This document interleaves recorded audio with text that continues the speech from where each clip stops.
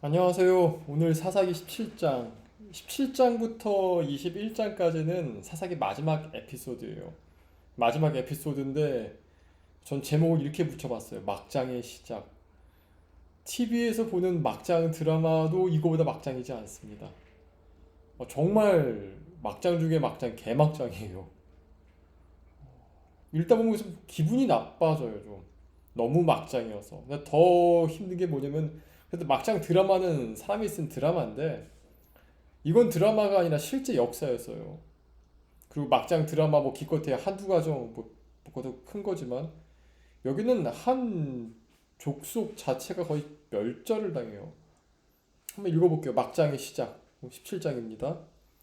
에브라임 산지에 미가라 이름하는 사람이 있더니 그의 어머니에게 이르되 어머니께서 은 1100을 잃어버리셨으므로 저주하시고 내 귀에도 말씀하셨더니 보소서 그 은이 내게 있나이다 내가 그것을 가졌나이다 하니 그의 어머니가 이르되 내 아들이 여호와께 복받기를 원하노라 하니라.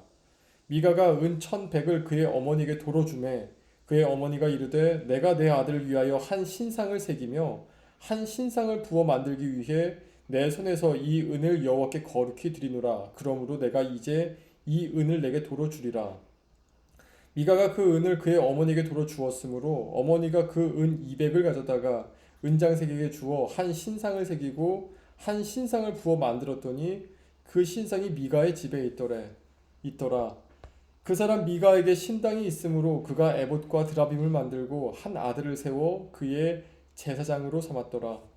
그때에는 이스라엘에 왕이 없었으므로 사람마다 자기 소견에 옳은 대로 행하였더라. 유다 가족에 속한 유다 베들레헴에 한 청년이 있었으니 그는 레위인으로서 거기에 거류하였더라. 그 사람이 거주할 곳을 찾고자 하여 그 성읍 유다 베들레헴을 떠나가다가 에브라임 산지로 가서 미가의 집에 이름에 미가가 그에게 묻되 너는 어디로부터 오느냐 하니 그가 이르되 나는 유다 베들레헴의 레위인으로서 거류할 것을 찾으러 가노라 하는지라. 미가가 그에게 이르되 내가 나와 함께 거주하며 나를 위하여 아버지와 제사장이 되라. 내가 해마다 은 열과 의복 한 벌과 먹을 것을 주리라 하므로 그 레위인이 데려갔더라. 그 레위인이 그 사람과 함께 거주하기를 만족하게 생각했으니 이는 그 청년이 미가의 아들 중 하나같이 됨이라. 미가가 그 레위인을 거룩하게 구별하며 그 청년이 미가의 제사장이 되어 그 집에 있었더라.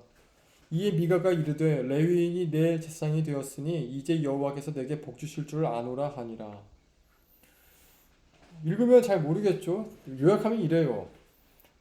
미가라고 하는 아들이 하나 있었는데 그 사람이 엄마로부터 은 1100을 훔칩니다. 그래서 엄마가 화가 나가지고 그걸 저주했더니만 그 저주가 무서워 돌려줘요.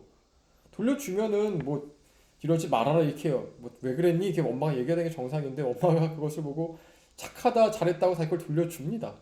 이상하죠? 근데 그것을 돌려줬을 때 엄마가 뭐 어떻게 하냐? 그 1200, 1100 중에 200을 떼가지고 그걸로 우상을 만들어요. 이상하죠? 근데 우상을 만든 다음에 거기다가 자신의 아들들 중에 한 명을 세워가지고 그 우상의 제사장으로 세워요. 그리고 그 우상을 여호와라 부르기 시작해요.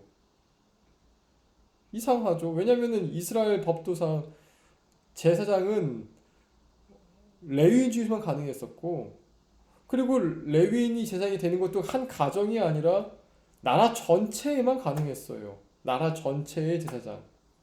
근데 이 미가가 돈이 있으니까 자기 개인의 제사장을 삼아요. 이상하죠? 그렇게 지내고 있었는데 어느 날 한 레위인이 이 미가한테 왔어요. 보니까 레위인이에요. 그래가지고 미가가 어떻게 했냐 이 레위인한테 너가 레위인이니까 내 개인 제사장이 되라. 내가 은 열과 의복 한 벌과 먹을 것을 때마다 줄게. 그게 괜찮은 조건이었어요. 그게 괜찮은 조건인데 레위인은 본인이 알았을 거예요. 나는 한 가정의 개인적인 제사장이 될 수도 없다. 없다는 거예요. 근데 이 레위인이 그 돈이 좋아서 그 가문의 제사장으로 들어가요. 또 여기 보면 아버지로 여기단 말을 듣는데 그러니까 나이가 많았던 것 같아요.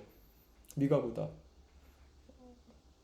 그러니까 이 17장은 보다 이상한 일들이 계속 나와요. 계속. 이상하죠. 그리고 끝나요. 근데 여기서부터 이야기가 시작되죠. 보니까 이 에브라임 지파의 미가도 뭔가 이상하고 이 레위 지파의 제사장, 그러니까 지금 목회자라 칩시다. 목회자도 뭔가 이상하고 다 이상해요. 근데 이게 사사기 마지막의 모습이었어요. 겉보기에는 아무 문제 없어 보여요. 도덕적 타락이 있던 것도 아니고 죄를 지은 것도 아니에요. 뭐 죄는 졌지만 어쨌든 큰 죄는 큰 죄라고 보이지도 않죠. 살인을 했습니까? 강간을 했습니까? 근데 하나님에 대한 지식이 전혀 없었어요. 그것이 어떤 결과를 만들어내는가가 보여주는 게 27장부터 21장까지 내용이에요.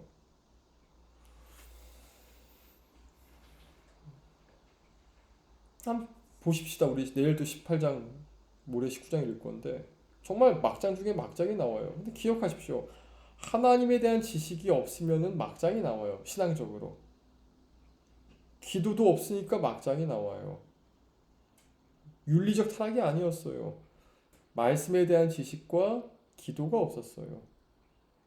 그것이 어떤 막장을 만들었는지 또 그것이 어떤 인류의 역사를 만들었는지 한번 보시기 바랍니다. 기도하겠습니다.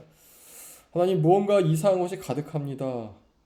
근데 이 이상한 것이 현 세대에도 있는 것 같아서 참 씁쓸합니다. 주님, 이런 사사기의 막장 중에 막장 같은 시기라 할지라도 주님 말씀 지키는 사람이 있었고 지키지 않는 사람들도 있었는데 주님, 이 세대도 동일할 줄 믿습니다. 주님 역사하소서. 주님, 기도하는 사람을 세우시고 말씀을 가르치는 사람을 세워 주시옵소서.